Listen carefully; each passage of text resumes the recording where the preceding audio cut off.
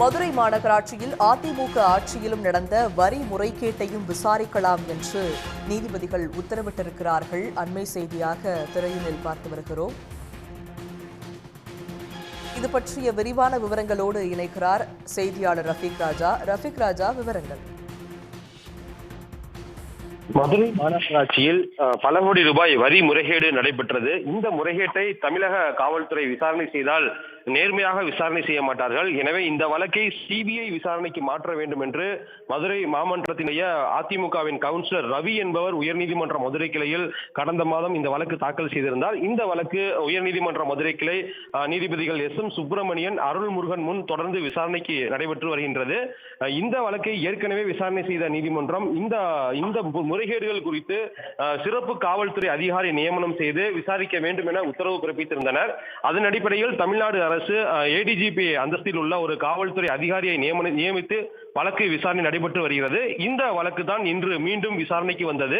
அரசு தரப்பில் கூடுதல் தலைமை வழக்கறிஞர் வீரா கதிரவன் மற்றும் கூடுதல் குற்றவியல் வழக்கறிஞர் செந்தில்குமார் ஆகியோர் ஆஜராகி இந்த வழக்கினுடைய இடைக்கால அறிக்கை ஒன்றை தாக்கல் செய்தனர். அதில் இந்த வழக்கில் இதுவரை 17 நபர்கள் கைது செய்யப்பட்டுள்ளனர்.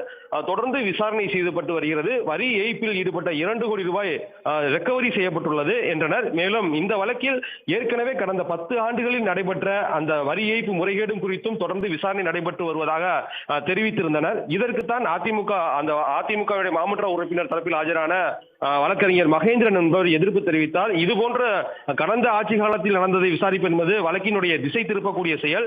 எனவே அதை விசாரிக்க கூடாது என எதிர்ப்பு தெரிவித்தார். அப்பொழுதுதான் நீதிபதிகள் வரி ஏய்ப்பு முறைகேடு குறித்து விசாரிக்க வேண்டும் என்றுதான் தாங்கள் வழக்கு தாக்கல் செய்துள்ளீர்கள்.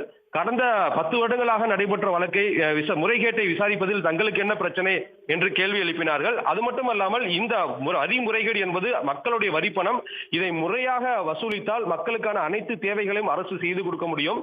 எனவே கடந்த 10 ஆண்டுகளாக நடைபெற்ற அனைத்து முறைகேடுகளையும் விசாரிக்கலாம். தேவைப்பட்டால் அடிஷனலாக, அதாவது கூடுதலாக ஒரு வழக்கு பதிவும் செய்து கொள்ளலாம் என்று நீதிபதிகள் தெரிவித்துள்ளனர்.